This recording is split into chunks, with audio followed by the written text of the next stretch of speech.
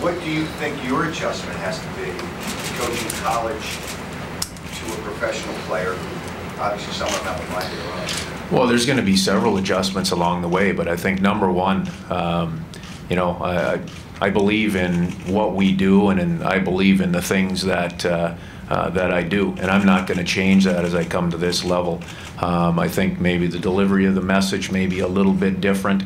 Certainly, the fact that I do not have experience at this level, I'm not going to pretend that I do, but I do have an awful lot of confidence in terms of knowing the game well, knowing how to relate and communicate with players, and that's one of the first things as I get started here, and probably one of the most important things as we move through the summer is communicating and with and getting to know a lot of our players, and that's going to start to build the foundation of the plan that we have moving forward. Thought about the intangibles of taking this job with the Flyers, not just from the hockey standpoint, but the city, the fan base, the media.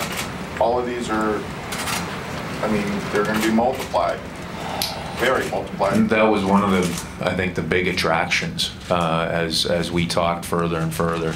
Ultimately the history and tradition of this organization is something that's very special, and with that come an awful lot of expectations. I think we all know that full well, but to answer your question, that's one of the real exciting things about this opportunity. How would you describe yourself as a coach? Defensive-minded coach, offensive-minded, or what's the style? Well, I don't know if I can sum it up in one word. I can tell you the way I approach my business on a daily basis, and is in a very direct manner. I think expectations are quite simple of myself, of my staff, and of our players, and that's maybe to sum up in a word: accountability to one another, to our organization. In terms of style of play, the game is so fast. When you as you see games today, it's played at such a high speed. You got to be a good team without the puck. You got to work and play fast without the puck, and with good structure. It's about transition, but you got to have the puck. You got to get the puck in order to be able to transition up ice.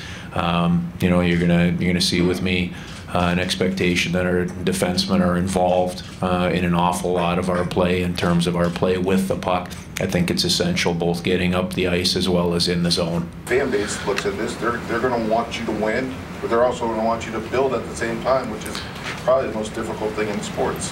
Well, number one, winning is a mindset. Our job as a staff is to win with the group of players that we have, and obviously you talk about development, and that's one of the things, as we go, and as we have gone into each and every year, we've gone into each year with a mindset of getting better every day. You have to do that at the college level. You start with a new group of players. A lot of times you have new players learning new systems, and some players grasp things immediately and very quickly, and others take time. So development is always part of the process, but at the end of the day, winning is the goal.